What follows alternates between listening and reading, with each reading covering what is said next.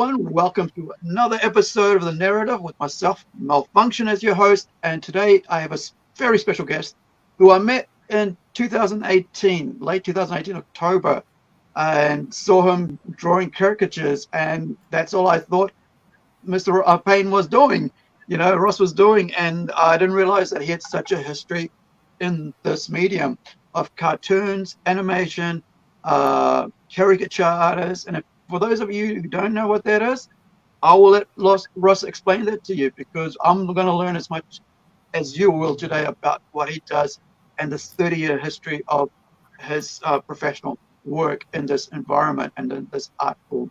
So Ross, please introduce yourself and tell us a bit about yourself before we get into the nitty-gritty, as they say. Okay. I'm Ross. I grew up in Whangarei a long time ago. I've lost track how many years now, but I haven't lived there for a long time. I moved to Auckland to study, and then moved to Wellington to work. I've always been drawing, been into kind of art things somehow related to art. All the jobs that I've done has always been art related. My mum encouraged me a lot when I was a kid, and I kept on drawing. I was the art teacher's pet at Whangarei Boys High School a very long time ago. Yep. And quite enjoyed the kind of art-related things. I wasn't very good at sport or anything, so that's typical, I hear. In Whangarei I had a couple of art-related jobs, and then I was encouraged to go and study in Auckland doing design, art and design, at API, which is AUT at the moment. But that was great. It was 3 years of really getting a good, broad education on all different kinds of arts. It did drawing, illustration, animation, photography, printmaking, and everything. And there's so many of those years I think I've carried with me throughout my career and all the different disciplines I've been through, because you kind of learn stuff, technical things and aesthetic things and different kinds of ways of getting imagery together, and even audio visual things.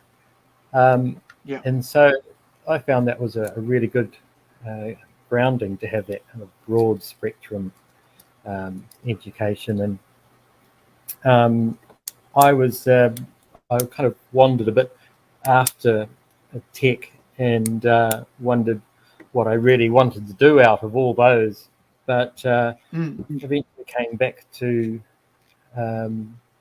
animation and did a little bit of further study and started straight into working in a company in Auckland called Freelance Animators, and I think they're still going as a school as well now. Kind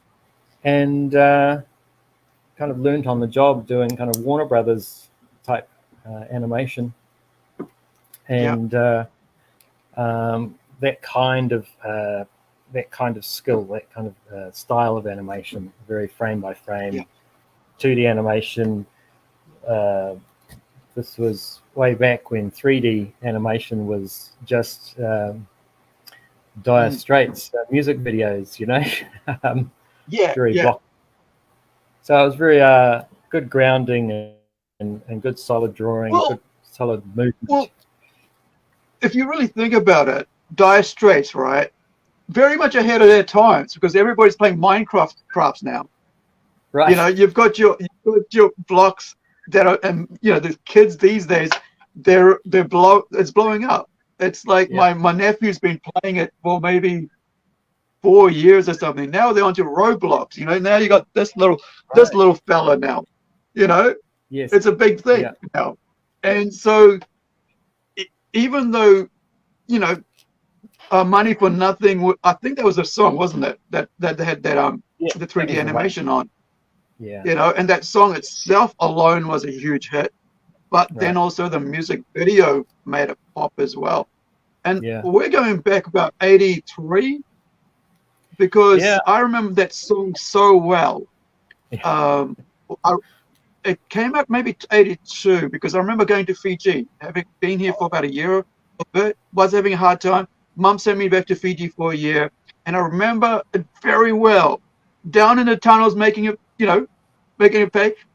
I was in Fiji, and on our main road between my school and our shop that goes down to our family home, right in Korovuto, Nandovi. There's a huge tunnel, but underneath the road. And I would be there, think all I could think about was the song down in the tunnel, money for nothing. And it's weird how that sort of stuff stays with you. Yeah. This is like going back 40 years almost, right? I'm 49. I just turned 49. Yep. So that song came up 40 years ago, and Yeah. here we are. We got video games with little blocks, characters, and you were learning that at that time. Was that at that time you were learning that, or was it a couple of years after? A You're couple of talking years about after Warner that. Brothers. Yeah, it was. Okay. I was started doing animation. It was early '90s. It was. By then, and I can't remember the. Anyway, it was very blocky kind of animation, 3D animation back then. So, Yeah. but it was a good grounding to get that kind of drawn animation, and we didn't really think that 3D was going to get very far, but were we wrong? Yeah. But anyway, sorry? Do you want to kick yourself now by not having pushed yourself into that at that point? Or did you think, well, you just went, okay, 2D animation's my thing? Or did you just say, well, I'll give it a go more? Yeah, I have never kicked myself. I've done a bit of 3D animation for some TV ads about 5 years ago or so. And I took to it okay because it was the basic principles of movement and form and things. Yep. I didn't need to model it or rig it or filters and anything like that. It was just animation. So they just gave me the model and I kind of worked out how to animate it really on the job. And I enjoyed it. I did it well. And I just never pursued it. I'm fine with kind of the drawn animation. It's kind of one more aspect of it that I enjoy. Your pen noise, a clicking is coming through. I think is that what? Right. It was pen. I've fixed it now. Yeah, your mic is very crisp, so it's coming up through. Oh yeah. So, how did you end up? How soon or how further on did you end up? Like you said, did a animated commercial. Now, was it recent or was it? When was this? And you mean 3D animation or 2D? Oh, the animation you did for TV. For TV, did you say? Yeah, you said you did a commercial for TV, or animation for TV or something like that. I started doing commercials when I moved down to Wellington and got a job here in Wellington with a company that only did commercials. And that must have been 93 or something like that. And so I was working in commercials for some 7 or 8 years, I suppose. And then went freelance, working in commercials and shows. And kind of swapping between the two. And around this time, I was branching out into illustration as well. Yeah. So, done a lot of illustration work for School Journal and other kind of mostly kids-related sort of artwork for illustrations for magazines and so forth. And and then about 12 years ago, I branched out into caricature. So caricature, if anyone's not familiar with it, is really drawings of people to make it look like them as much as possible, but exaggerated in a kind of way. Stretches things around. In fact, trying to stretch it as far as you can without losing likeness of the person. And it kind of reminds me. It kind of reminds me of a stand-up comedian, right? Mm-hmm. They take a little thing and they stretch it out without losing their the precise things. So the joke, right. The lines become the joke, and you're building that story. And I remember seeing the first one maybe in the early 80s. Somebody was at a winter show doing it. And I was like, wow, that's pretty cool. And then I remember Muldoon, the 1980s prime minister, and the way they used to draw him looking like an animal face, but not too badly. You remember that, right? With Robert Muldoon, and they used to call him Piggy Muldoon because of his size and his look. But that's, caricature goes back quite a while. Do you want to talk about the history of caricature? Yeah, it goes back a long way. I'm quite a fan of the look of the Victorian era caricature. And one of the stories I remember, there's a French caricaturist, Daumier, I think I've got this right, and he got taken to court for drawing the king or something, that the drawing made him look like a hare. You know that one? Very much so. That's the first one I think it was that I can remember. It's he almost got beheaded or something, if I remember. He was about to, but then I think the story was there was like, well, it is a humor piece, and it's kind of like a court jester, but actually on paper, isn't it? Right. Yeah. It's kind of making fun of someone, but usually in a good way. There's a New Zealand caricaturist who did political cartoons. I can't remember who it was, but he was trying to be as vicious as possible. And the thing that annoyed him the most was when the political character that he had caricatured rings him up and said, "I'd love to buy that artwork." So the caricaturist figured that he hadn't done his job properly because he hadn't been so vicious to him. There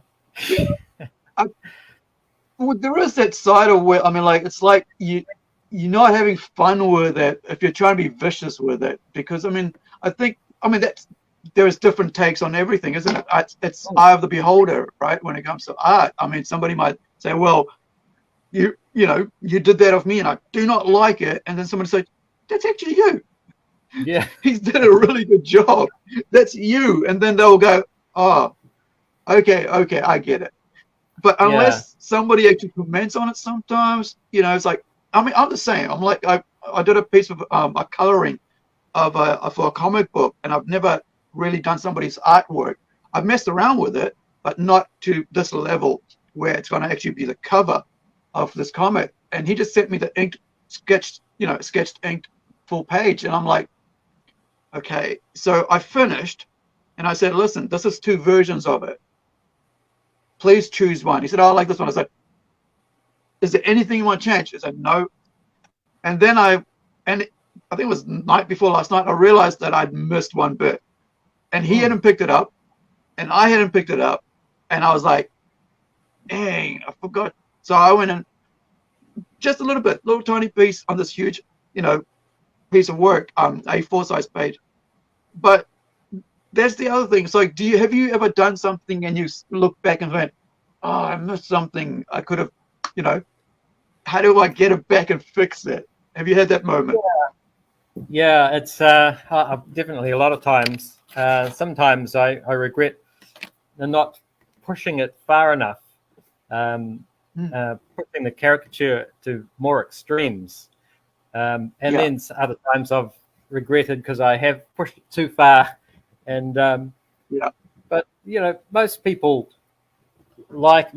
who sit down to have a caricature done are in a good mood, and they've seen examples of my work, kind of things I do. So they're mostly going to enjoy the result. Every once in a while, I'll just get a dead stare that I can't believe that's supposed to depict them. But usually anyone with them says, yeah, that's you. So I get redeemed. Well, that's the thing. Like if you're going to sit down for a caricature, make sure you have your mate there or somebody to actually, make it easier on them, because it's not like a life painting, right? It's not like not realistic drawing of someone. It is a humorous piece. It's making them into a cartoon figure, and like you said, it's trying to make it a bit fun and enjoyable, but a piece of work they can take away. And how long are you taking to actually do a portrait, a caricature of someone? How long? Yeah. When I'm doing it live at the expos and stuff like that, I'll do a kind of headshot in about 10 minutes or so, and a half body more like 20 minutes, and a full body more like 30 minutes. And that's a black and white line drawing, and usually involves them in their school uniform or their hobby or their superhero character or whatever, if it's sort of full body. So that's sort of more or less how long it takes. It depends on the person too. Some people are easier to caricature and some not so easy. How do you work out like your speed? How do you get to be able to do somebody in 10 minutes? That's what I find really unique about caricature artists, because it's not like taking Batman and doing Batman over and over again. You've got someone unique in front of you with unique features and such, whatever distinctions they have, and now you've got 10 minutes to do a headshot and 20 minutes, if you've got a full body. How do you work so fast? This is what amazes me about caricature artists like yourself, the speed of it all. Well, I started off much slower doing caricatures because I was sort of getting into my stride, and I've got probably 3 times faster and 10 times better over the years. And I've got into more of a standard. I try not to get too much of a standard so they end up looking the same. In fact, I try to keep each drawing different. Of course, I have my style, but it's just in the last couple of years, before a few years ago, I did a kind of quick rough drawing underneath, got the basic structure, where the eyes would be, where the cheeks show, everything can do. And then I'd have another piece of paper on top, and I use that as my kind of framework to put it on. It's the last couple of years I've been able to go straight into ink instead of doing the rough drawing first. And that's just with the experience of all those years of doing so many of them, and getting a bit of a flow of it. And so I've been able to get faster like that too. Cuts out a few minutes of rough drawings. Yeah, the other thing, a part of that is like, as you get, as your skills, as you're honing your skill, you're also able to actually, make a career out of it, because say if you're 3 times faster now, back then when you're not so fast before, you weren't able to do it as much, and therefore your earnings wouldn't have been that much, because the time spent on that, and but now 3 times faster, you're able to bring it out. And how did you decide that this is the caricature is what you want to do? Because like I said, you came out of doing animation, but then like 12 years ago, right? It'll be 12 years this year. You've moved into moved into caricature, what was that thing that made you go, okay, this is what I can do, that I want to do, and I have fun at, or what was it about it that you wanted to do it? I've stayed in doing illustration and animation, and kind of done caricature as well. So it was a part of sort of broadening out possibilities, Mm. and so I haven't given up those other things, and I've been working on mostly music videos for the animations that I'm doing. One came out about a month and a half ago. Music video called "A Pirate Meets a Flea," and that was really fun. Yeah, I saw that. Oh, you saw it? Yeah, it was really, Good. yeah, it was really cool. It's for kids. It's like it's a children's music Yeah, band. yeah. It's Okay. a band. It's basically Robin Nathan, who is Fleabite, and she does kids music. It's sort of in the age of sort of 5 to 8 year old. I think it's not the sort of preschool. Mm-hmm. A little more kind of quirky, and a little bit more for that age group. So it was a great opportunity to have a really fun song and animate Yeah, old school style in a really kind of fun way. yeah, It's kind of my forte in animation, I suppose. The kind of squash and stretch sort of old style of the Warner Brothers type thing. yeah. You think So you're thinking more about like something like Roadrunner and Beep Beep and sort of yeah, what was the other ones there like gosh uh, Bugs Bunny and stuff like that. yeah, I'm a So big yeah, fan of early mm, Disney, the 2D animation, Disney and Warner Brothers, and that kind of thing. Um, mm, the other thing I did was stop motion animation. So for the TV ads, it's gone out yeah, of flavor now, of course, because 3D sort of covers that yeah, yeah, first, and can be changed a lot at any sort of yeah. stage, whereas the stop motion was. But the stop motion was in a similar way. I could adapt my 2D animation knowledge to the stop motion animation knowledge, just like I could adapt to the 3D animation knowledge. But yeah, What? so I retain those things through still doing while going into caricature as well. Um, Yeah, and they cross over. And now I've started, well, I've done it for a while. I've been teaching animation and cartooning and stuff in Wellington. okay. The latest one So I'm doing, yeah, with the latest one you're doing. teaching at the moment cartooning. It's called Cartoons, Comics and Caricatures, a night class once a week. And then next term I'll be teaching 2D animation in the night class in the same Awesome. place. So it's good. Is this part of like an art school, or is it like I mean, it's after hours, of Yeah, course, night classes. So is it part of some school, yeah. or It's what's in the situation there? it's in Voloki Art School, which is Okay, a charitable art school that's been going for a long time. Big old house. It's been there for years. They have all kinds of artwork courses and also holiday courses for kids and um, mm, all kinds. It's a really good place. awesome.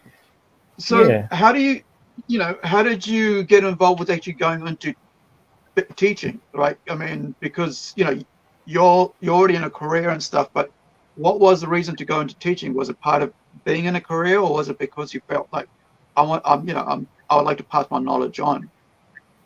Well, I first started teaching about 10 years ago when I was offered a position to teach animation, and I hadn't Mm, taught before, but I figured that'd be a good notch to have, and I can learn a lot by teaching. In fact, yeah, it's been quite good to realize how much I know and then put it down and articulate it to other people, which Yeah. not just helps them, it helps me solidify my understanding of what I know and how it all links together. So that's been good. So 10 years of teaching regular every week, or, like during the school term and so on? It's been off and on teaching, yeah. Took a hiccup in COVID, of course. Yeah. But it's been stop and start. But that's what teaching part-time is. Various things happen, but it's good. So with this, and is this part of the school's curriculum that they get cross credit or something, or is it a block on its own? This art school it's more like the adult education type art Right. school than a official sort of technology institute or anything like that. It's Inverloch is a charity organization and teaches all kinds of different artwork, but it's not a kind of school that goes under NCEA or anything like that. Sure. Yeah.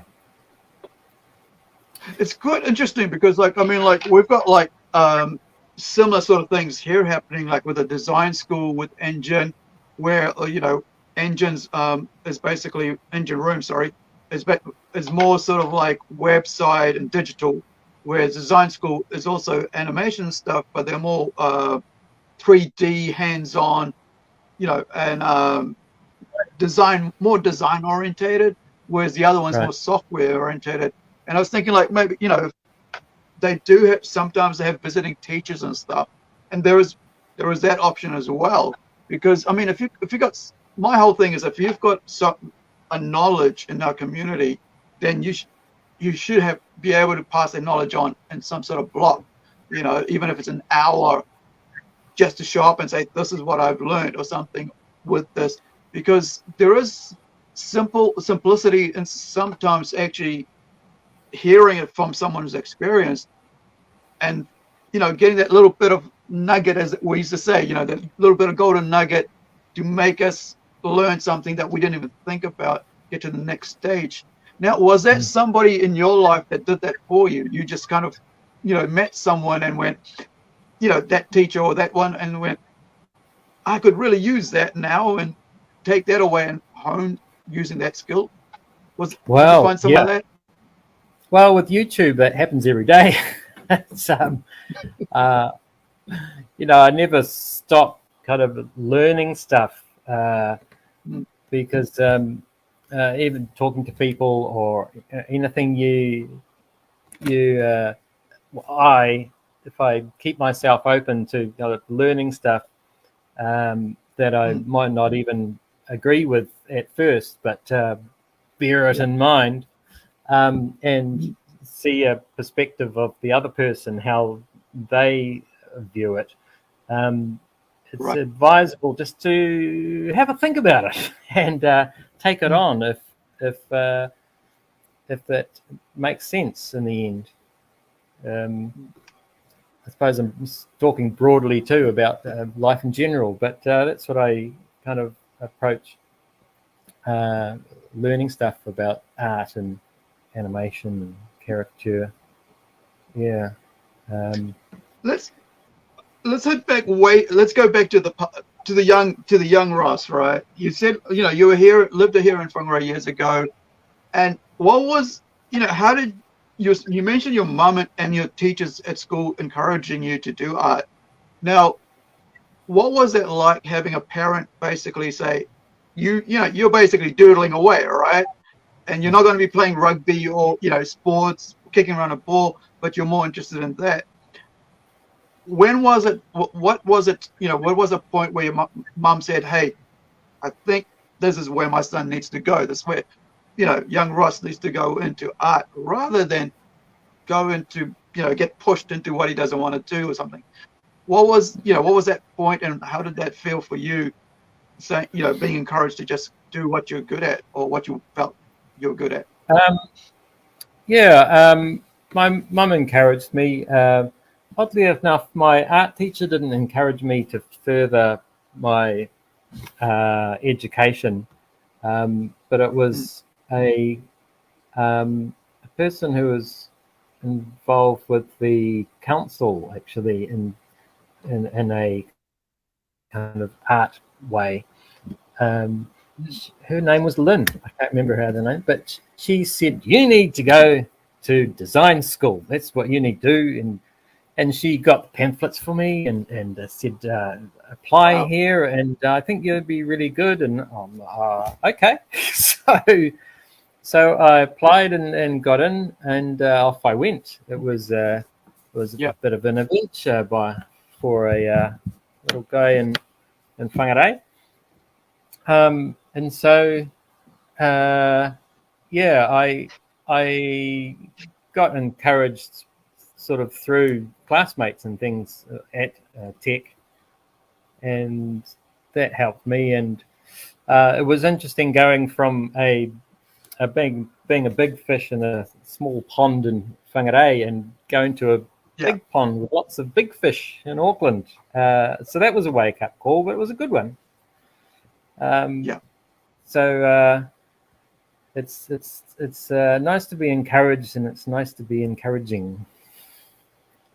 I was remembering, like, I think the other day, this past week or something, and I was watching an anime, because I watch a lot of anime while I'm doing my work, because I have a dual screen. Like most artists, who work on computers, have dual screens, because it can be quite tedious when you're looking at the screen, the white page or whatever, over and over again for hours and hours. So having a dual screen there with something on, you can turn your eyes to it.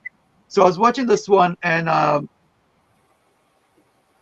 it was about a kid who's poor. His dad's passed away. He's got his mom. He's got 3 siblings. And I think there's a grandmother as well. So he's left. Their family is heavily in debt. They can't advance because there's nobody with a proper job and in the family, and so whatever they have, they're living off barely. And so he wants to get a scholarship so he can go to university and then so on, and then be able to have a decent career and earn for the family to provide for his home. So he works really hard, and really, really hard, but he can't get past the A's. He can't get the numbers, he can't get the grades. So there's only 2 episodes in, and so first episode, he finds out that there's 2 female geniuses at the school. One knows maths, anything to do with the maths, right? Another one knows anything to do with science and stuff. But the thing is, they actually want to get into different careers. The maths one wants to get into science, and the science one wants to get into maths. So, but they don't know how to, they've been getting all these teachers to teach them, and everybody quits. So they finally get this kid, he goes, okay, we'll get this kid. Maybe maybe he will be able to do something. So he tries, and he doesn't know how to teach them because they totally want the opposite of what they are good at. And so he's thinking, and they're basically saying, well, you're going to quit on us as well, just like everybody else, right? And then he remembers his dad saying, you're trying and you're trying. And he goes, he comes up and goes, Dad, I'm trying so hard. I'm still failing at this. I just can't get it. And he goes, that's right, son. You're still trying. But remember this, that you're trying, and how hard it is that you're trying, right? And how difficult it's for you to learn something that you're not good at, but you're still trying to learn. And I was thinking about that, and I was thinking, wow. I remember being coming to New Zealand for the first time way back in the 1980, 81, and my English was nothing. There was no English, right? Because I grew up speaking Hindi, I knew how to read a bit of English, and so I didn't know the language. And so I was sent to special reading classes. So up till Form 5, right, up to March of Form 5, because I quit in Form 5.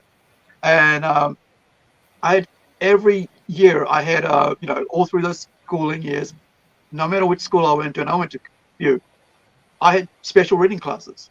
And it was like, okay, all right, it's time for you to go to your class, special English class. Go.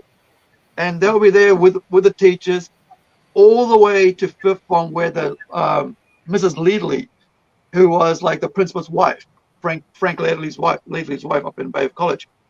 And, intermediate, primary school, and form, all the way to Form 5. I don't know what they call that now. It's the third year into your high school. And all these teachers, right? Even my mom, right? Across the street, I had the lady across the street teaching me how to read. Clifford the red dog. Yep. I taught how to read that. All these little things. And then I got into reading comic books because my neighbor was into comic books. And then they had Tintin and Asterix at school, and I love that. I still have those books there, and Garfield and all that. But I've had those teachers encouraging me to read to a point where I started loving books, and through that loving comics, and now I'm writing and creating. And now getting back to Lynn, right? You've got Lynn who basically went out of her way, seeing your skill, saying, here's what you need to do, Ross. This is what I see, basically directing your life, along the way.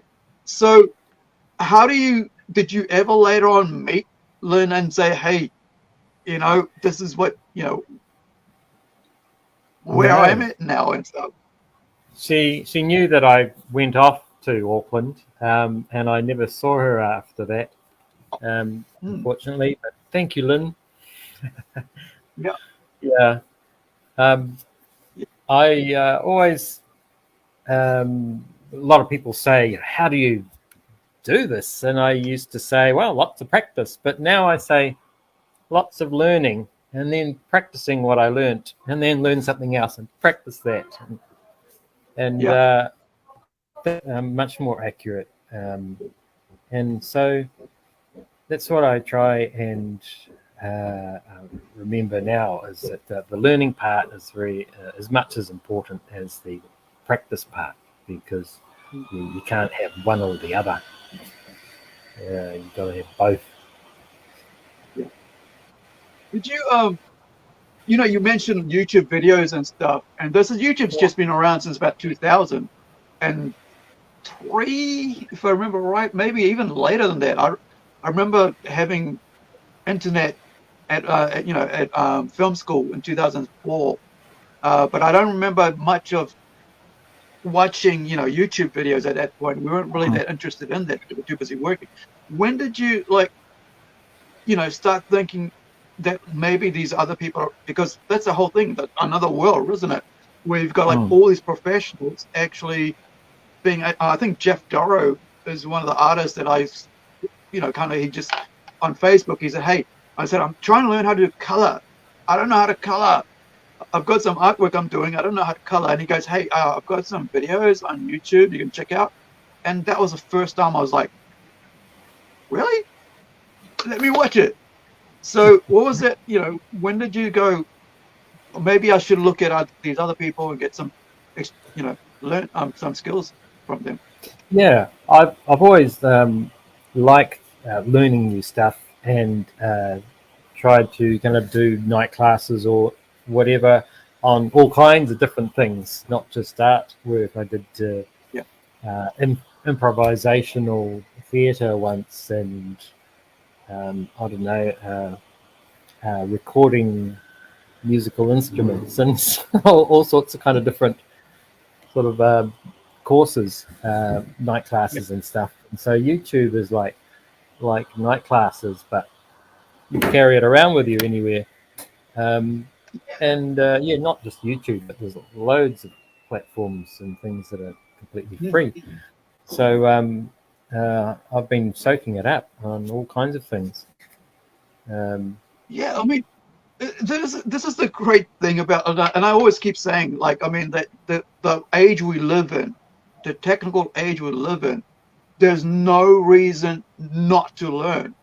There's so much people willing to share their skills every single second of the day online. And like you Yeah, mentioned, all the different things. I mean, there's actually a online school for some, for art. Like you could actually yeah, sign up a monthly thing, and you could actually be sent things to do. I think one of my mates, Rico, who I'm talking next weekend, and where he went to animation school and he's doing like games, like pixel games, right. Yeah, and so there's so much shortcuts now because of the learning skills. Did you find that happening with, with doing these through these videos at night schools? for sure. Yeah. Boy, it's exploded now. If we had, if we had this kind of knowledge when we were kids, boy, we would have gone a long way. Because Yeah. you can find it anywhere online. Mm. And you've still got books at library because we've still got libraries. But you know, Yeah. back in Whangarei in the 80s, you might be able to find a book on it in the library if it wasn't out. Yeah. But not a full video with descriptions and demonstrations. Yeah. It's just phenomenal. Yeah, and someone actually telling you why they're doing what they're doing, and Yeah. and the tools, like the whole screen there, and doing the line, changing the brush, the pressure of the brush, the end, all the bits and pieces. Like I use Clip Paint, and so I do layers and layers. I save my layers. I just move on to new layers on top, put them in the folder, lock that up, save it, and my one page can be up to about maybe about 2-3 meg, just because it's got so much layers. And then when maybe even 20 meg or 30 meg, depending on how big it is. But you can always go back and change something, because I'll go back and see what you've done because of the layering. Imagine that on paper, right? Once you've done it, Yeah. it's gone. That's the Yeah. final piece. And the frustration when you realize that paper, it got ruined because like you got a cup in your hand, and you dropped, Yeah. accidentally splashed it on there, and that's it. And Yeah. whereas if you got on the computer, you can go back and forth, change it, fix something, change the color, change the gradients, reverse the gradients. Now that red is blue. How do you, talking about that, how do you actually, when you're animating, how do you choose your color palettes?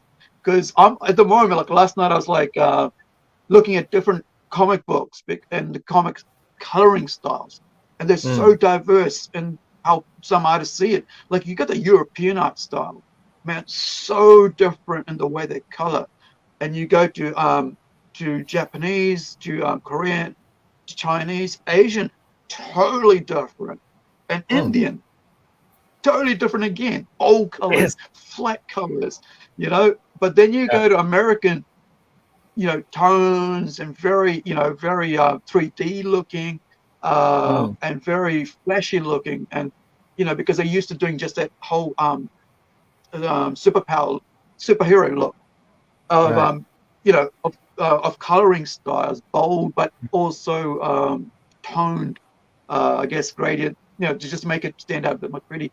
So how do you choose your color palette for, like, say, the Flea Bite video? Like, did they already say this is what I want, or you were like, this could work on that, and this is the palette that I can work with? Yeah.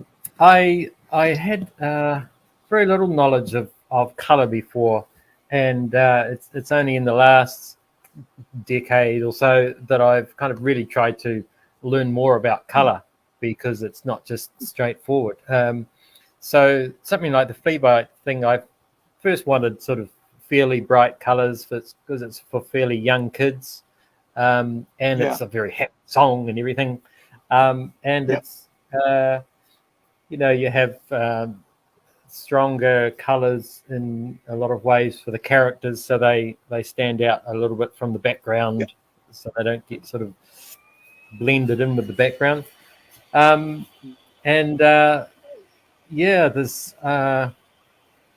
there's a YouTube channel I've been watching recently called Color with Kurt, I think it is, an Australian comic book artist. You know the one? Yeah. And he lays out a lot of that, and I've taken that on board. And I wish I'd known about this stuff when I was 15. And I picked up things along the way, but I hadn't had that kind of good grounding in color, and so it's so good learning new stuff. I can't believe it. I mean, so yeah. Did you how did you find Kurt? I mean, Color with Kurt. Did you do a search, or were you like, okay, somebody pointed it out? I've kind of he came up, and I can't remember whether I searched for color in comics or he came up in the feed, but it was he lays it out really carefully and explains everything about the saturation and so forth, and so it was kind of easy to understand and made sense, and so I kind of recall now I was a bit slapdash with color with my comic works and stuff, but it's all right, you learn. So talking about color, how do you we're talking about palettes and stuff, and where do you when you're doing, do you add color to caricatures now, or do you still keep it black and white, or is it like an extra when people come to, okay, I'd like some color with with this one? Is that something that you'd offer as a caricature artist? Doing it live at expos, I'm always just doing black and white. That's partially for a time thing, well, mostly for a time thing, where adding color as well sort of makes it almost twice as long to do, and so for one, not many people want to wait that long or pay that much, and also then I kind of feel like when people are, there's a queue, there's a whiteboard with a list of names, and there's a queue of people waiting for their turn to have their caricature done.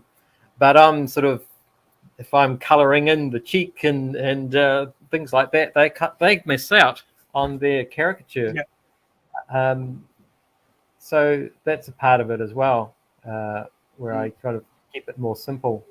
But yeah, a lot of caricaturists that I see online, they use a lot of colour and do the full thing, which is fair enough. So, do you say somebody wants a coloured piece, and you go, well, I'm going to have to do this after this is over. So do you take, take details and say, hey, look, once I finish it, I'll send it off to you, prepaid, obviously, and does that work all right with you or with them? Yeah. How does it work? When I do caricatures from home, then I have more time to work on things, and they are obviously, not waiting to get it before they go home for dinner type thing from the expo. And so I either do it digitally or I do it real world with coloring pencil added to the line work. So whether it's digital or on paper, it's up to them. But the color work I do at home, it can work better. Awesome. So being at Plunge in July. Awesome. Well, we're good. Yeah. We're happy to have you. I mean, I'm glad to have, like I said, a lot of different people with a lot of different talents coming.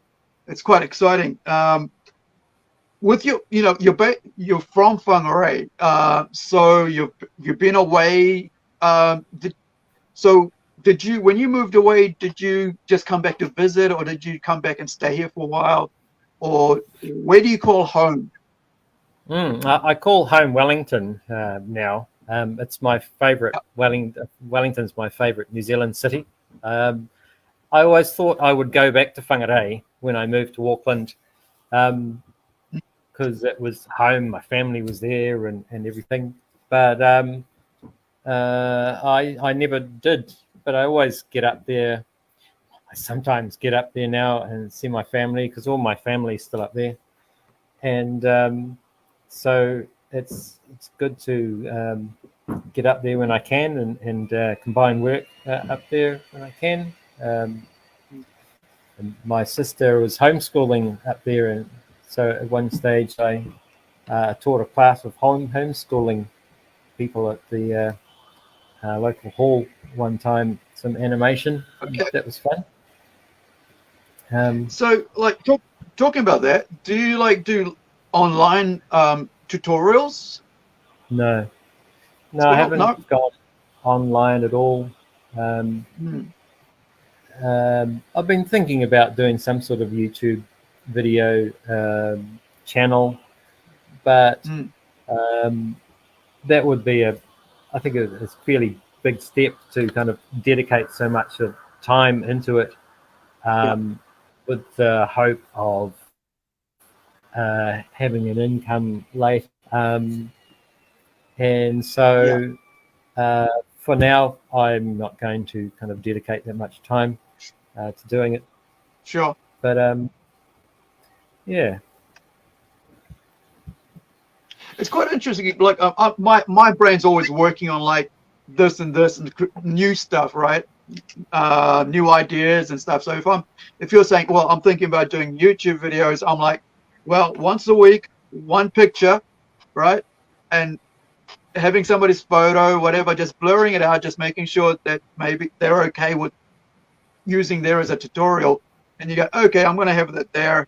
Or if they say, no, I'm fine with it, and I don't mind my thing. And then you just put your camera on there, whatever dual screen like we're doing, and do that one, however long that one takes. Like you said, 10 minutes, 20 minutes for coloring, whatever, or 20 minutes for like a full body and half an hour for.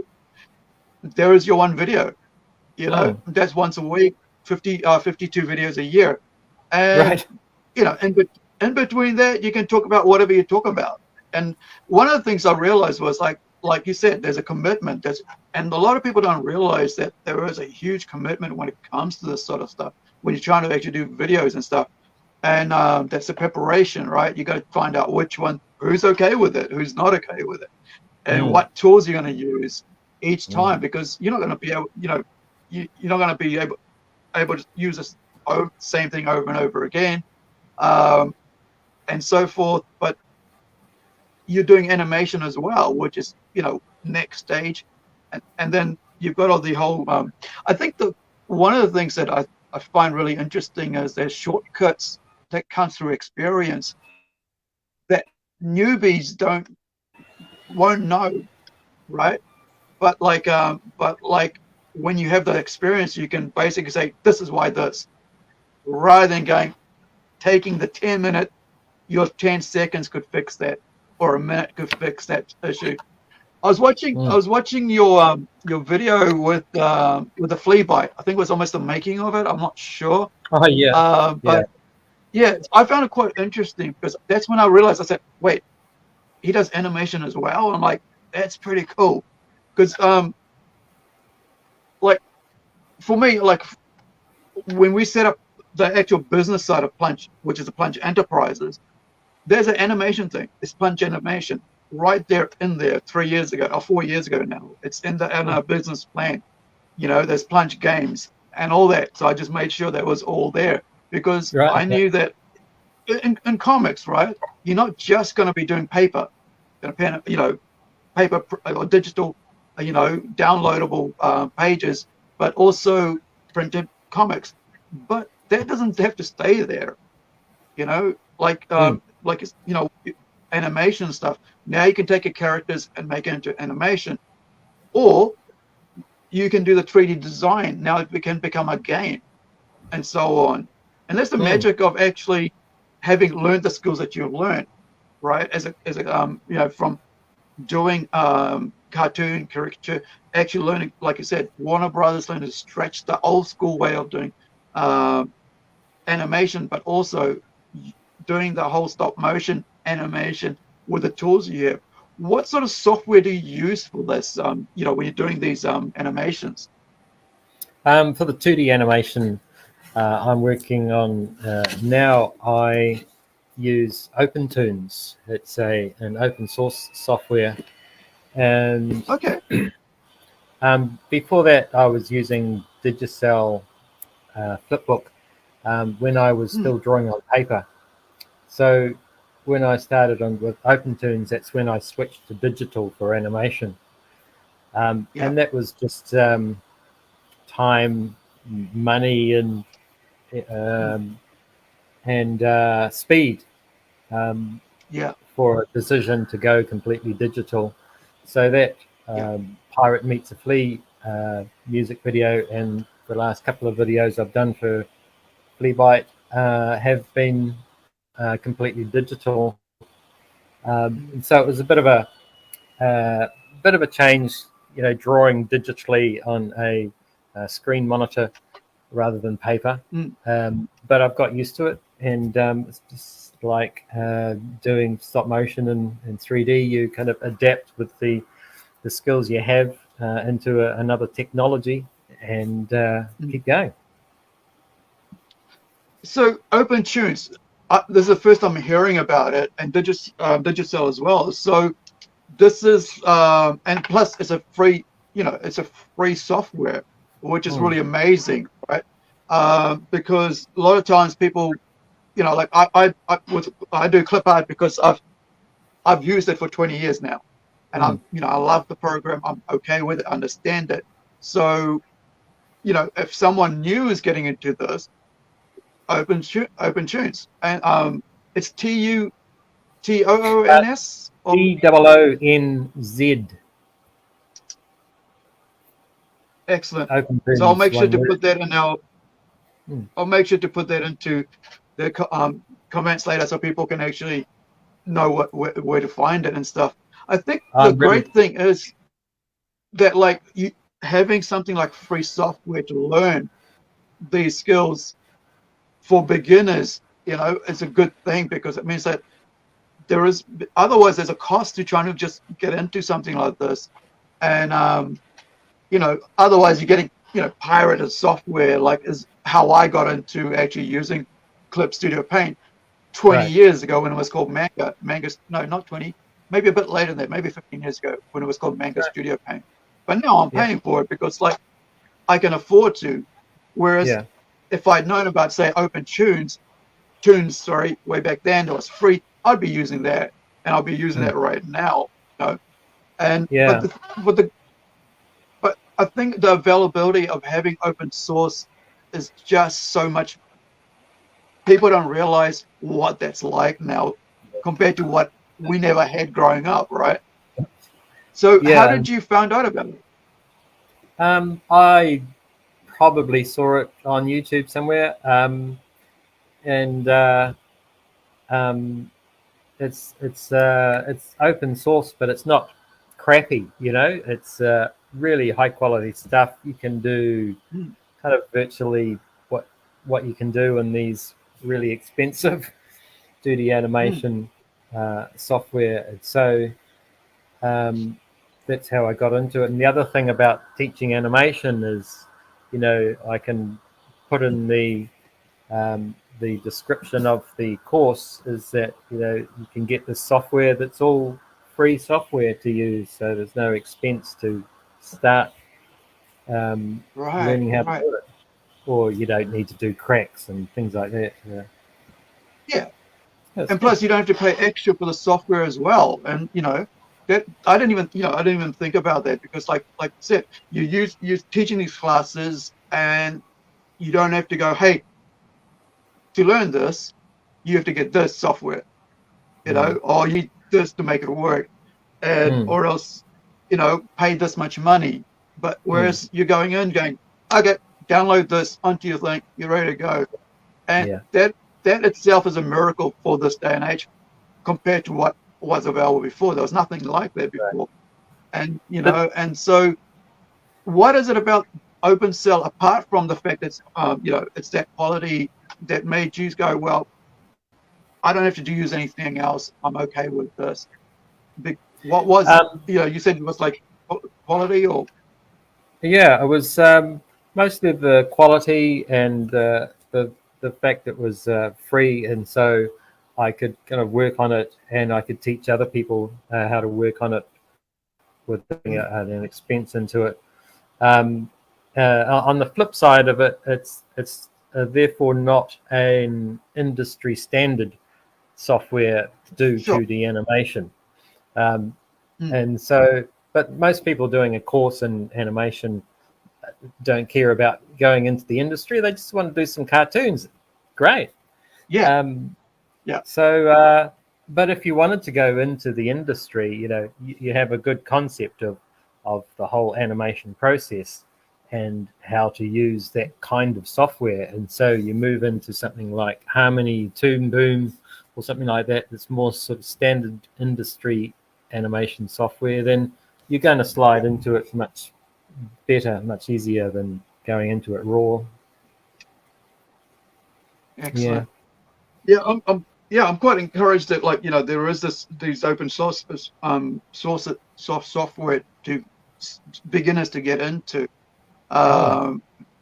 because otherwise it'll turn people off. If you're saying, okay, it's going to cost you $50 for this software, or $20 a month while you're doing this course, because, well, yeah, if you can't afford it, well, and especially right now, right, with what the inflation's doing to us right now, in our recession that we're in, it's kind of like, if somebody wants to learn a new skill, well, yeah, no, that's not going to happen. I mean, especially in the last 2 years, it gave us a lot of opportunities to learn new skills because we couldn't get out much, and and do a bit more with our lives outside.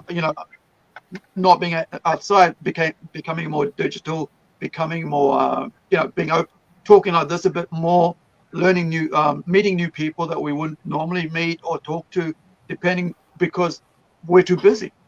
We're too busy in our own lives and doing stuff. So, with what you're doing in Wellington, you've been there for how long now?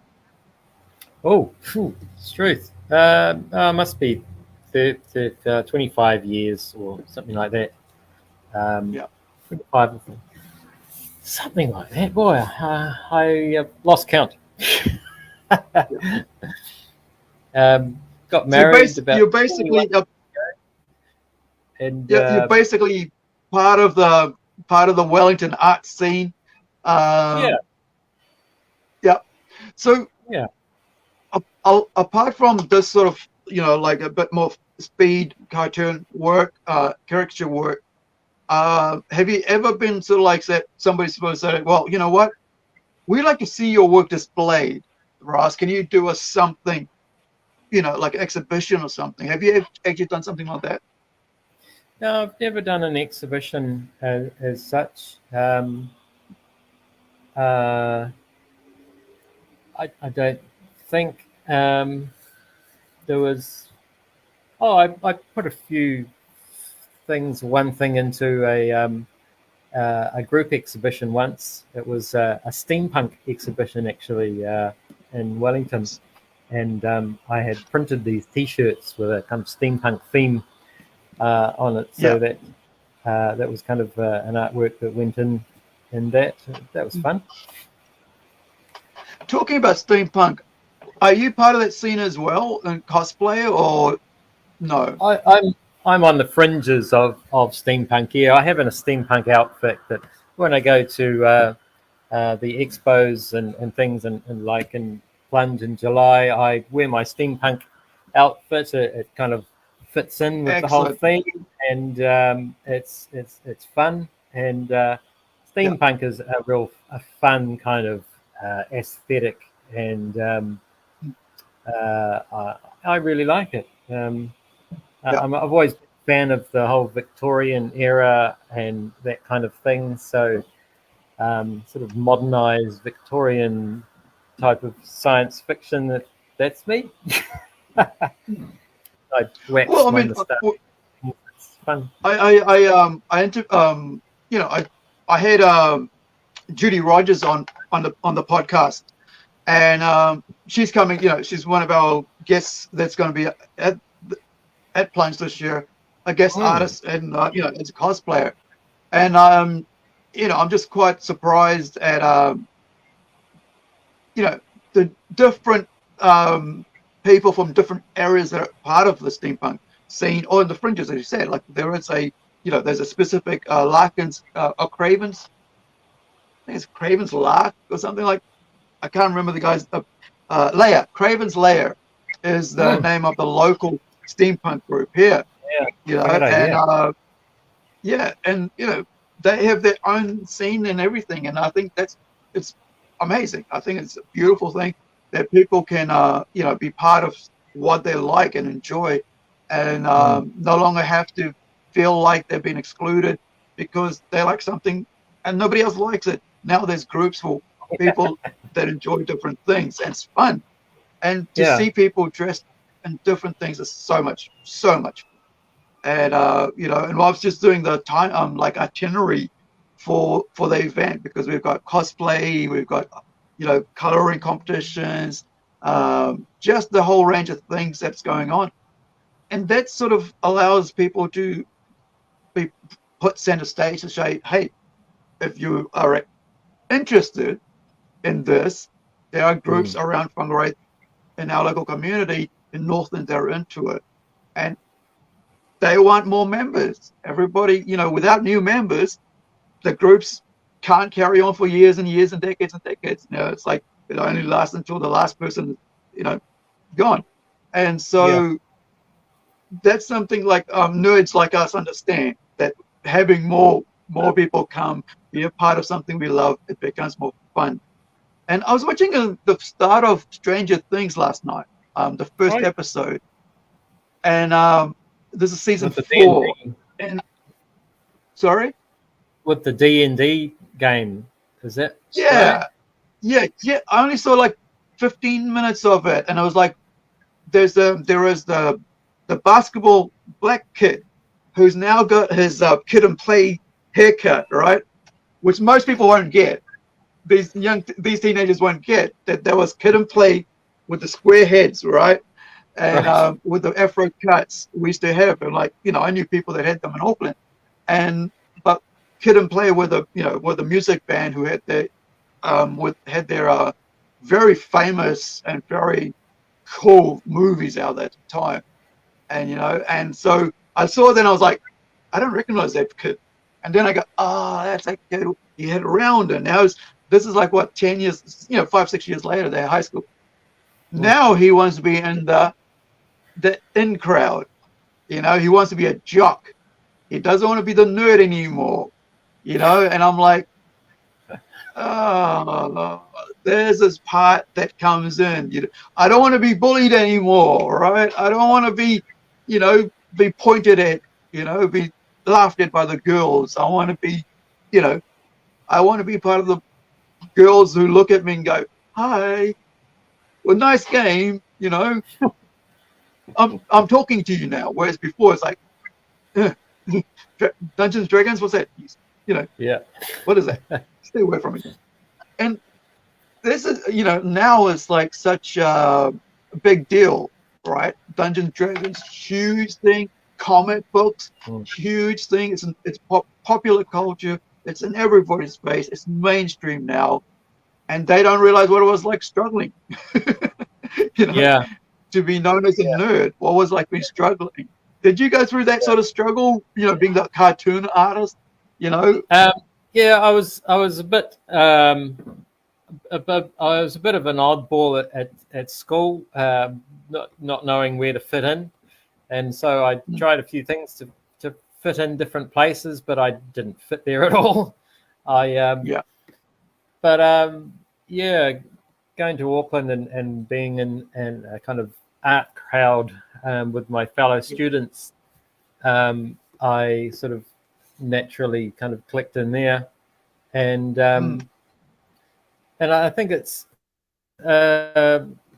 people are always trying to find their crowd, I guess, and something like a steampunk group where someone can feel comfortable wearing a silly headdress with 15 feathers coming out and and feel like in a group that's great, but by yourself you feel kind of silly.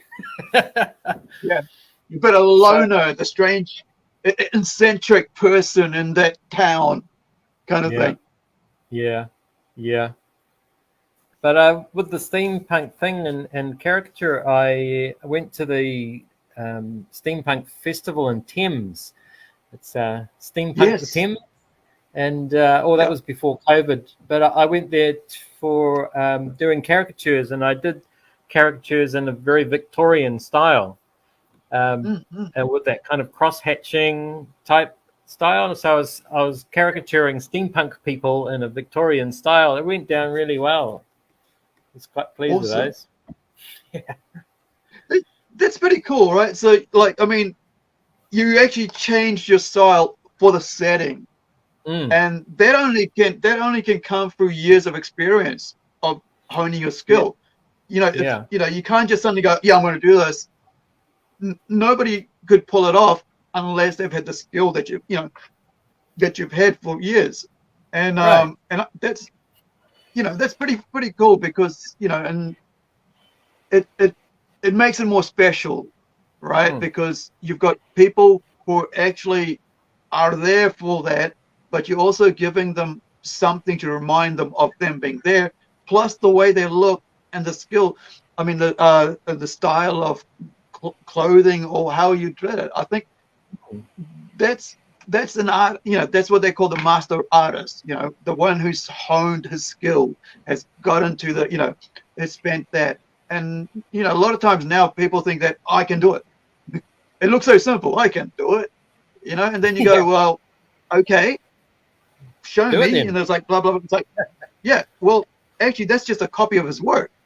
It's just a copy. Where's your style? Right. And that's the thing. I think a lot of people, even I look at other people's work and I go, oh, man, I'm never going to get that good. But then I go, I don't have to do that. I'll just do what I like doing. I'll just do my chibi style. I'm not going to be able to do that, that perfect looking, character art that looks like this, right? I'm going to do something that looks like that, but I'm going to make it my own thing.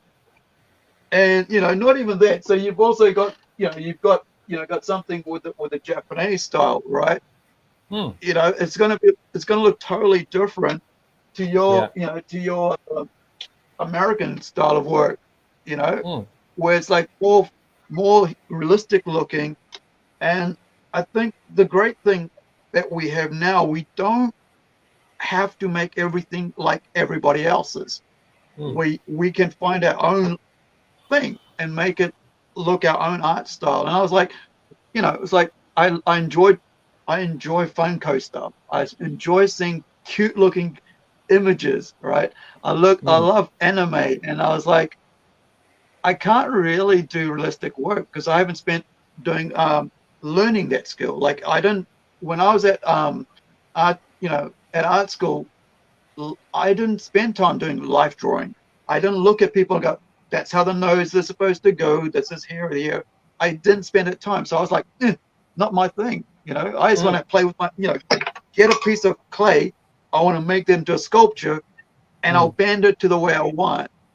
Right. Now I'm like, now I'll just do my own style and not pretend to do somebody else's or fake it to look like somebody else's. I'll just do my thing. And I found that I find it more pleasant. I feel happy. I'm not forcing myself. I'm not trying to, copy anybody's. I'm slowly figuring it out what I want with it, and hopefully in a year or two I'll be able to just jot it and it'll be done. I'll be able to just quickly do it and I'll be able to get it done because I can't do anything else. I can color and stuff. I'm a writer, so I just want to write, but if I want to have fun so that I don't get writer's block, I go do some art. And as a design student, as a designer, I find that being my block breaker, because people talk about, as writers, they talk about, as even artists, I have an artist block kind of thing. I don't get that because I can jump. Do you find that as well? You can jump without having to be. Yeah. Have you ever had artist block or something like that with your work? Or I don't think so specifically. I think I spend a lot of time thinking about things before even attempting to put something down on paper or screen or whatever. And I find that thinking about it a lot sort of goes through the process, like writing a script. Kind of think about the concept of what it could be and then juggle it round, and at some stage you can just sort of sit down and start writing and just keep writing, and as you're going the concepts are coming, and this could happen and that could happen, and then you go back later and change things around. But starting it is actually doing it is a good way to do it after thinking about the concept. So you mentioned earlier that you do you've done comics, so let's talk about that a bit. So tell us a bit about that. Most of the comics I've done were for Learning Media, in fact for the Māori department of Learning Media, and I wrote the scripts in English. I don't speak te reo, but I wrote the scripts in English and they translated it. And so I did those comics. And then the other comic work I've done is not professional stuff. It's kind of for my own things, very short, sort of couple of pages or whatever. And there's a local anthology magazine called Bristle in Wellington where people can put in their stories if they want, and he gets them printed and just sells them. That's awesome. And so I've done a lot more animation and caricature and illustration than I have comics. But it's a really enjoyable medium to do. And it's always been fascinated with how the Asian, or mostly the Japanese, I think, do manga first, essentially as a kind of audience builder and a storyboard for the animation that comes later on. And it makes economic sense. It also makes a world building sense, and where things could go sort of beyond what the comic is limited to. Like, well, I mean, that's the frustration I have with American comics, right? And I've had it for a few years, that the quality that they put on their pages isn't, or even the story that they write, a 6-issue story arc doesn't translate to the same comic or cartoon that they're trying, animated story they're trying to put up. It's always different. So one thing I love about animation, I mean, like anime, is that it's panel for panel, page for page. You've got your the artist or who often is the writer of the book. That they test, they get feedback from their because it usually ends up in magazines. So they get the big thick magazines, which I want to get soon. Where they put it out, like Shonen Jump, for different age groups. They have different, and so, like a chapter goes in there, and they'll get feedback. There's a card in there that says, "Okay, what did you think of this artist's work?" Oh, That goes back to the writer, and the writer will go, "Yeah, I'll listen to this bit. I'll listen to this bit," and they'll put it back. Next issue will come out a bit changed, and so on. And by the time the volume comes out, the audience is already there for it, right? So the audience isn't there because they've had 80 years of reading a story with a character called Batman in it, right? They are able to bring in a whole new story from zip to a 12-volume, manga, and then they'll go, "This is doing really well." I think, produce, the people who own the magazine or whatever, the big company will go, "The audience really loves this. This could really translate. We should actually make this into anime." Right. Because then we can make the product for it, right? Then we can make this little character here, and this is part of a supernatural one. I just really like this thing, and I actually ended up finding this $280 figurine.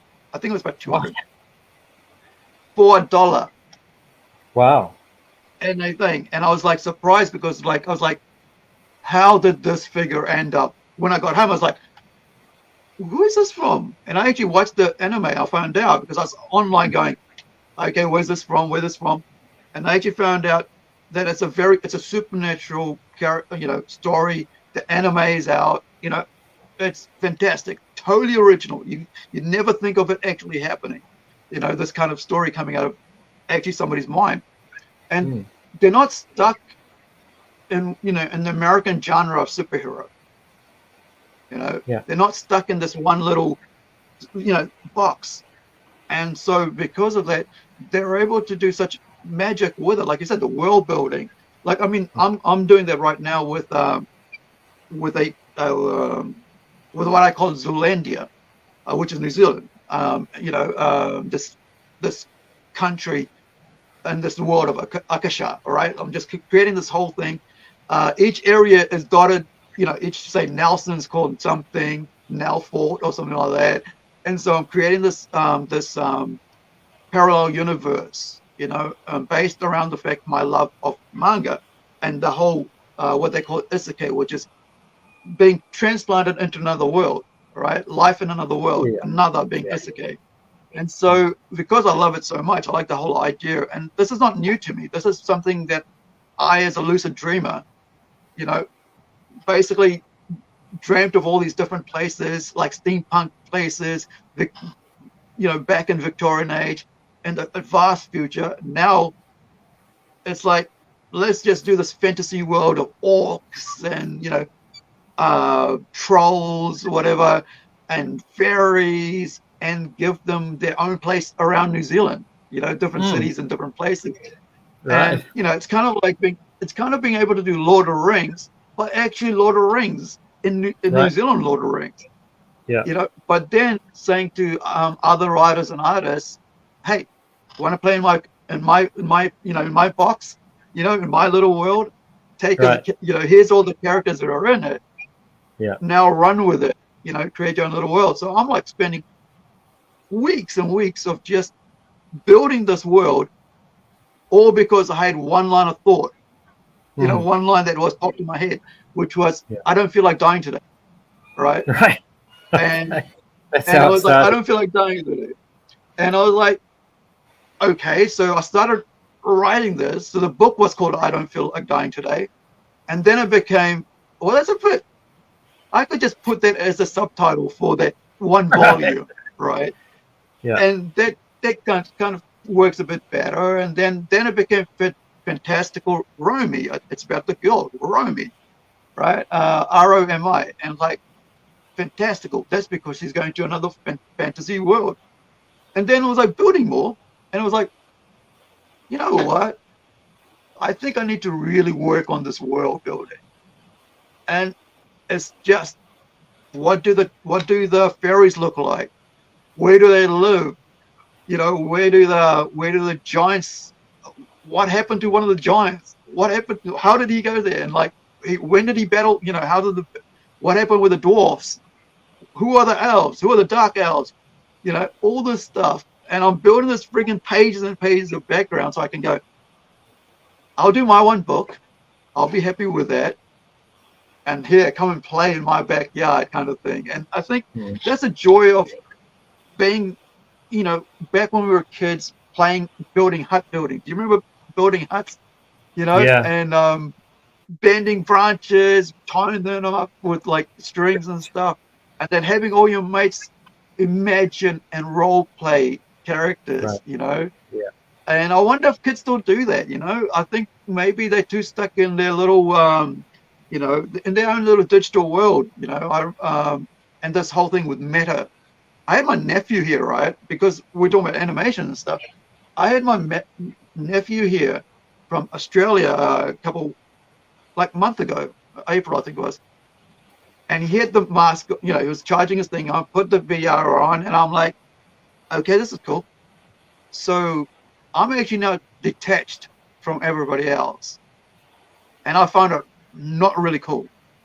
I you know, it was like I had all my family around me, and he was telling me, this is what you do, this is what you do, and I was like, I don't like this, because as much as colorful it is, I'm detached from my connection to everybody around me. And I'm like, this is a weird situation. I wonder what this new world of meta will be like, where people, you know, people like us, we're creating these imagery, and these are going to be there.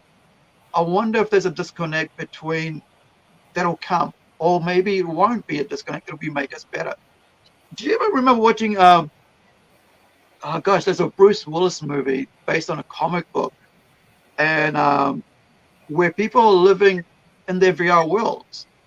Like you have a guy who's like big and huge, and he pretends to be in this world as a young girl, and you know, and so on. And you're thinking, this is getting a bit weird, because that person there thinks he's a teenager with a teenage girl. Turns out she's not a teenage girl. She's actually a dude, you know, and sitting in his VR thing at home. And I'm like thinking, is this where we're heading because of this stuff? But I'm like, you know, where did we go away from the role playing with our little huts? So do you feel that you're still playing with these characters because of what you're doing? Are you, you know, having fun, your type of fun, like my type of fun being, okay, I'm going to draw these little things here, and that's my enjoyment. And when we're kids, we're playing with our huts and stuff. Do you feel like, because you've been doing art for, you know, animation and stuff for 30 years, was there any sort of thing where you went, this is not what I want to do? Or were you always like, I'm having fun at this. You know, I'm building, you know, these little worlds because you are. You know, I looked at your work and I was like, this is something interesting with what he's doing, because it is not just a simple, like we said, realism. There's something more to it. Now, is that what you're trying to bring? Something more to these characters than just the whole, this is you. Here it is. Thank you, sir. See you later. Have fun. Yeah. What is it? I really like drawing people into a world. You know, you write stories and draw people into that world, and I try and get my animations. The reason I like animation that's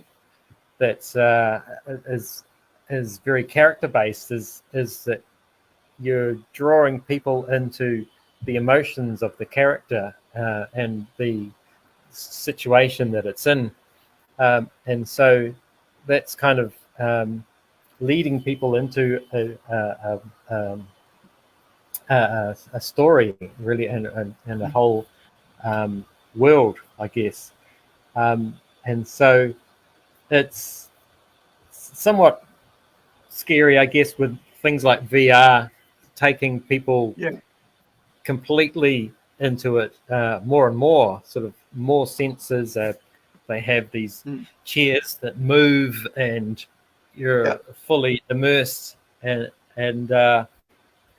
it's probably for the most part just great fun, and a small part possibly not good for you. And it's kind of working out which things are good and which things are not. But yeah, I guess that's what drew me into animation. I remember seeing my first piece of animation that I did at Tech, and it was just really something simple, a building falling down and a train track, and it's kind of had this sort of bouncy feel, and I was absolutely mesmerized by it because the drawings that I'd spent 3.5 hours doing, or one by one, suddenly came together in a whole movement, and they became real. And I was fascinated by that, and my animation tutor was trying to talk to me, but I just wanted to see this thing go over and over because it was so I was hooked by then. I remember like 2019, I think it was, like we're up to season 4 or season 3 of it. Love, Death and Robots.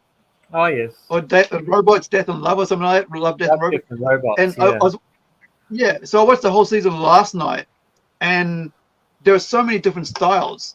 One of the things I noticed was different was that, maybe it's not the right word, but cynicism. A couple of them was like there's so much sort of hopelessness to them, and there was like, maybe because they were done during COVID, that there was like this whole dread, or there's no hope or something. And I was like, it really stuck out. I was like, this is like, you've done all this hard work, because I'm like, these like 10, 12, 15-minute long, very, very top quality, I would say the best in the world kind of thing, because it would have cost them a lot to put it, pay for this would have been really good, especially with Netflix. But then at the end of it, just lose it. Like, I mean, like, ending for me has to be some sort of ongoing or hope. But even if it is in a negative way, you got to turn it to be something more. And I feel like some of them were, there was 2 that really stuck out. I was like, can't wait to get out of this one to the next one. So, but there was some fun ones. Like, there's this one about Bob's Rats, or Robert's Rats, or something like that.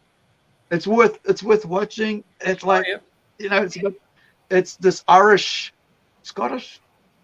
Yeah, I think it's Irish or Scottish, because he's got the accent and stuff, the way he talks. And no, it's Irish. It's got to be Irish, I think, but there's a lot of alcohol involved in it. And it's just magic. I just thought it was just magic, There's so much, there's so much blood and guts and gore and stuff. Yet the ending's perfect. It's like you couldn't, like, it didn't leave me with like an emptiness. It left me with, this is fun, despite the fact there was all these things in it. It was like, whoa, this is getting crazy. And then there was this other one where it's kind of like the 2D, the whole, not 3D or CG, 3-dimensional, 2D, and it kind of was doing so beautiful. It was just like everything was perfect. And I was like, yes, no. I was like, what? Yeah. What? Have you, have you found, like, have you found that with things like that? Quite a lot. You see a lot of online short films and things that looking great, but then it finishes. They don't have an ending. And really, if you don't have an end, this is my opinion, if you don't have a good ending, don't make it. Because firstly, you're spending a lot of time on something that's 5, 10, 15 minutes long, whatever. And secondly, you're drawing people into a story, and they're going with you in good faith. And if you don't have an ending that is in some way satisfying, which isn't necessarily a happy ending, but in some way a resolution to what could, what should, what would happen, then you're bringing your story to a close, even if it's a cliffhanger close for episode 2. But you have something that is containable, and if it suddenly finishes, then you've just frustrated people. So endings very, very well. important. I mean, it seems like in the last few years they've gotten what's this something divert expectations or something like. I can't remember the word. And it's become a part of like entertainment quite a lot, like mainstream media, where like you know, we're trying to change the way we do things to entertain you. I just wish I could remember the word. You know, say you're going into a movie, you expect to see such and such and such happen, and you don't. And they say, well, that's because that's what we wanted to do. You know, we want to change things around a bit. We don't want to give the same thing. But it's like, yeah, but then I'm not going away satisfied. You know, and I'm always challenging myself. I'm like, as a storyteller, I'm like, how do I want to certify this? And sometimes, like, because I'm writing, I'll have, like, I look at some of the artwork that comes to me and I'll go, I'm going to change my writing to suit the artwork. You know, I'll go, you know, there was a page sent to me and I was like, I looked and I thought, wow, I need to make this story, this piece of work stand out more. My three pieces of dialogue isn't going to do it. So I need to bring more attention to what's going on without, you know, like there's a page, I think it was from Templeton Horizon 4. And I looked at the artwork and I was like, I need to give this person a backstory. Right? Because nothing happened. Like if you see the first page, she's just there and a guy's walking away and I'm just saying blah blah. And then I thought, wait, this is a pretty cool piece of art, right? It's a full page, pretty cool piece of art. There's a bit of tension in it. There's a bit of you know, just the scenery is bringing you in. But I need to change my style of my story, or my, you know, some sort of narrative to actually give this person some life, you know, a bit of backstory, just enough to let the audience know why this happened and the reason why this has happened. Because the next page, she ain't there, right? So I got to make sure that there's something for that. It's not just a random thing. Because nobody's life is random, right? So I don't want people to feel like this is just a random thing that's going to happen, and that's it. Why should we care about that person? And I think this is what the problem we have is, like, entertainments, they've kind of made us not care about things. It's like just another thing, and we just move on to another thing. It's a Netflix thing, right? After it's finished, like as soon as it's finished, the credits finishes and it's the next episode's on, and we don't even get to see who wrote it, who's the actor, how long it took, who the artist on it. 10 seconds in, it moves on to the next episode. And I think we're becoming like that with the way we consume media. We just like, next thing. And there's no sort of like a connection to that thing. Like Indiana Jones, say like when I watched Indiana Jones, I could watch Indiana Jones over and over again, right? I've probably seen Temple of Doom about 5 to 10 times. I can't remember, but I haven't seen it since Skull came out, right? Crystal Skull came out, right? Once I saw that, I think it was the Castle of the Crystal Skull or Palace of the Crystal Skull. Oh yeah. I have the quadrilogy somewhere here, and when that came out, I saw that, and I stopped watching the rest of it. Never rewatched it. Never think it. Whereas before, I'd rewatch it. I'd go Temple of Doom. I'd go. I think it was like gosh, Last Crusade. uh, yeah, the Crusade, and then there was the other one with the Ark, the Lost Ark. You know, Right. those three. I was like, and I even watched the TV series and stuff. But you know, once that sort of came out, I was like, I don't really want to watch indie again. And they've got Right. Indie Six something coming out now. All right, there's that Oh sixth movie yeah. or fifth movie, and I'm Yeah. like, I have no interest in it. You know, I have no interest in it because it's kind of the last one left a bad taste in my mouth. So why Right. would I, you know, be interested in it anymore? It's the same thing Yeah. like with like this Ghostbusters. I watched Ghostbusters over and over again, you Yeah. know. So is there something like is there some like animation thing like you're talking about your own? Is there some animation thing where you like so I want to you can watch it over and over again and not worry about you know having seen it so many times that you like I don't want to watch it anymore? But is that something that you've seen that you know? Well, I've always really enjoyed the original Jungle Book, Disney Jungle Book, and I haven't seen it for a while now. But it was a time when um, uh, the character animation was at a strength at Disney, and uh, that's always been my forte is this character animation, being able to kind of act the character, I guess, through the drawings. Yeah. And I did it fairly well, and I enjoyed doing it. So I've kind of enjoyed watching it in films and try to do it with the animation that I do. Mm. And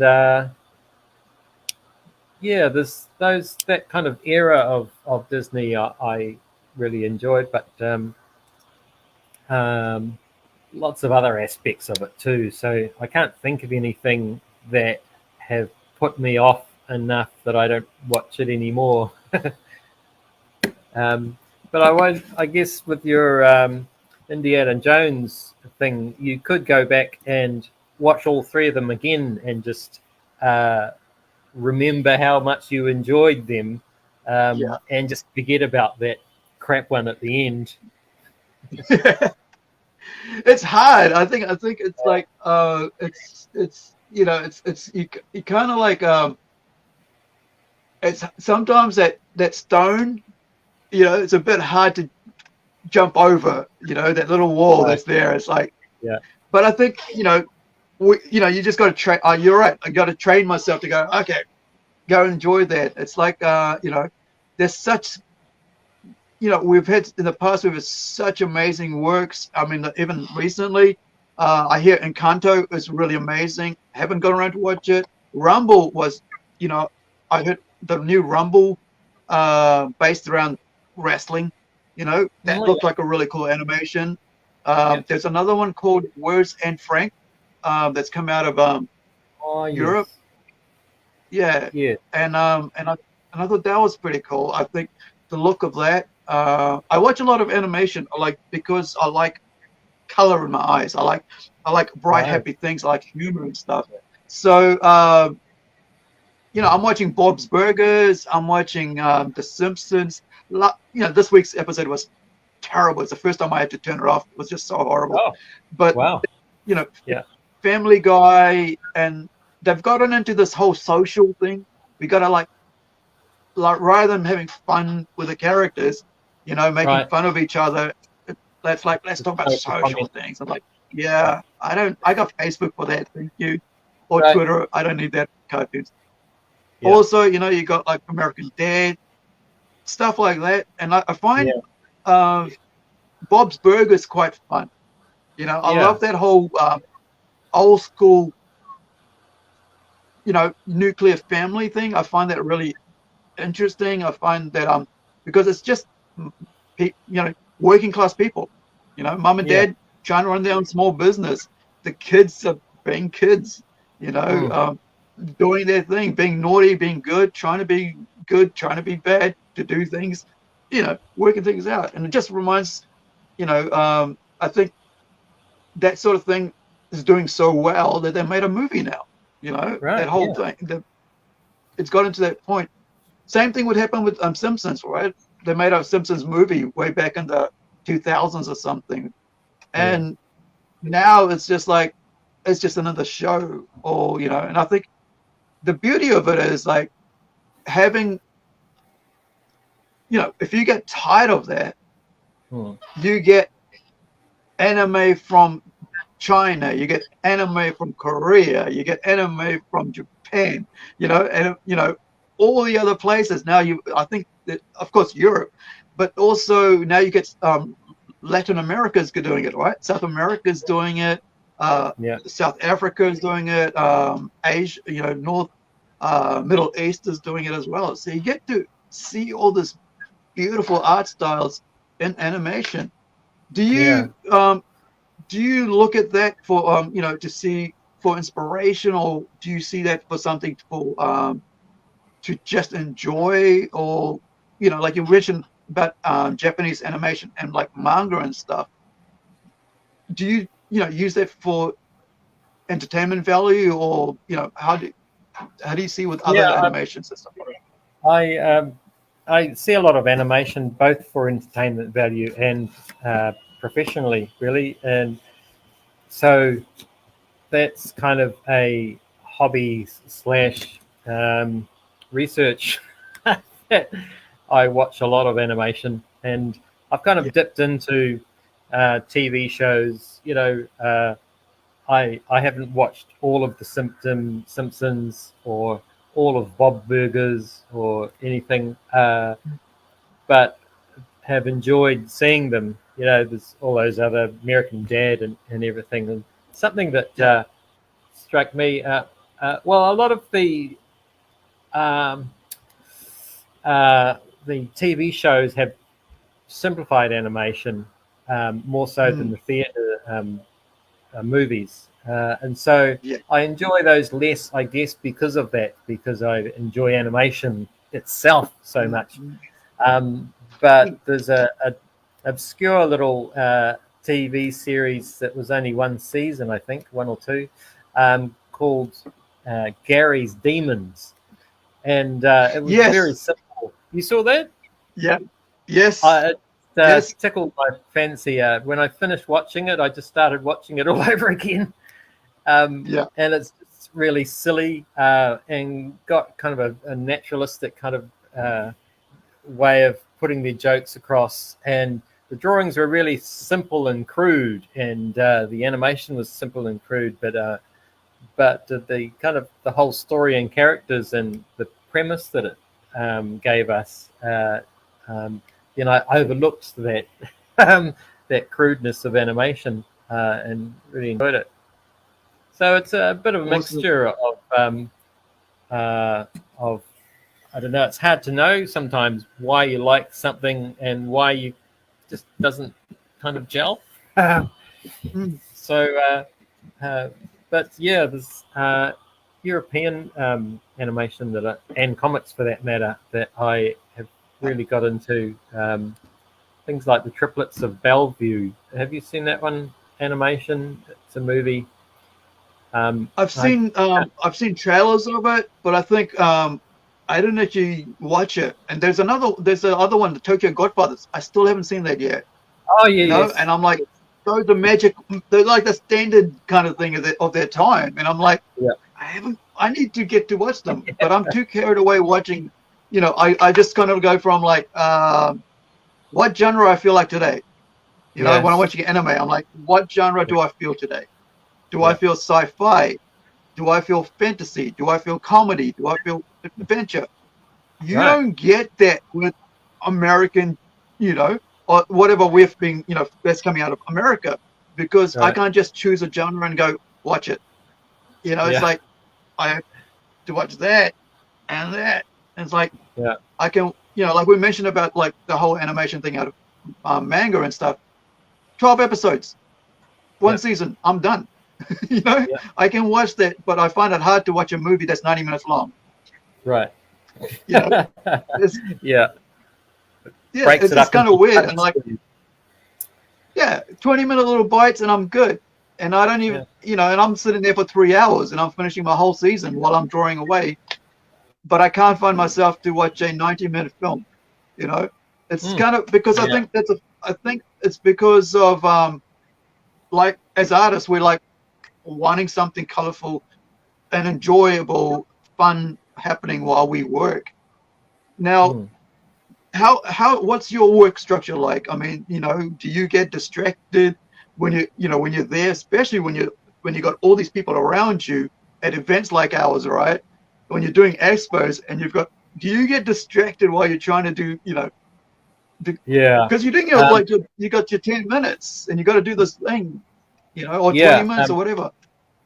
Mostly I'm pretty focused at the expos, and I face away from the crowd so they can stand behind me and watch me draw. That's part of this entertainment. So the person I'm drawing is inside the booth type thing. And so they're not usually distracting me, although, some kids come around and to me, and I can usually, I can draw and talk at the same time for the most part. So kids' questions doesn't bother me, and I keep drawing and because I can kind of look at the person and draw at the same time as talking about it. It slows me down a bit probably, but not significantly, and I welcome kids coming along and asking questions, adults too. Yeah, what's that like? I mean, because you've got someone sitting there and they're like trying not, have their portrait, whatever, done, caricature, and you've got all these people looking at you and asking questions. And how do you like try to keep the person in the seat, not all over the place, maybe getting frustrated at you thinking, oh, he's not even paying attention while he's talking to doing me, but he's talking to the people and like answering questions. Well, maybe he's not putting enough effort in. How do you deal with that? I think they kind of can see that I'm still drawing, and so that's all right for the most part. I think while I'm talking, I'm obviously still drawing. It's quite a lot of stress drawing on the spot. You're doing a drawing for someone. Hopefully they like it. Hopefully they love it. And you've got people watching it at the same time, anywhere between 2 and 20 people around come to see what's going on. So, and if it's a whole day of an expo or something, that'd be 8 hours, and I'm just one after the other. It's next one, please, to over the 8 hours. So I tend to not even feel hungry because I'm hunting, I'm hunting for 8 hours. So I've just got to keep going. And at the end, I'm feeling a bit hungry, but I keep my water intake going. So that's the main thing. Awesome. Thank you so much. So everybody else, thank you for joining us today. I had so much fun talking to Ross. It's been, 4 years since I last talked to him, and I thank you, Ross, for hanging out with us and talking about your life, your experiences, and what you've been doing. I mean, like, what an adventure, right? I mean, 30 years of being Lynn telling you, hey, this is what you got to do, and these are the pamphlets, this is the school. Your mum encouraging you, and taking those little artworks that you did at school, drawings and stuff from your classmates, and loving what you were doing. I mean, now 30 years in, you're still happy. To me, it seems like you're still happy. You're teaching.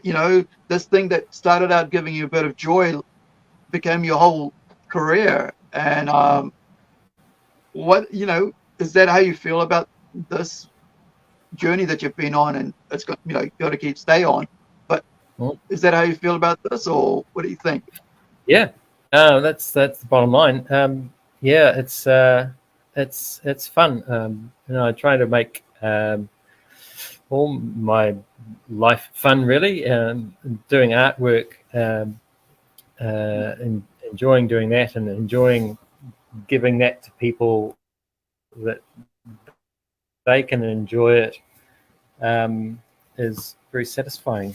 And thanks for the chat. It was a good one, most enjoyable, and looking forward to it all happening at Plunge. Exciting. Awesome. So thank you so much. Ka kite anō. See you next time, wherever you are. Be well, be safe.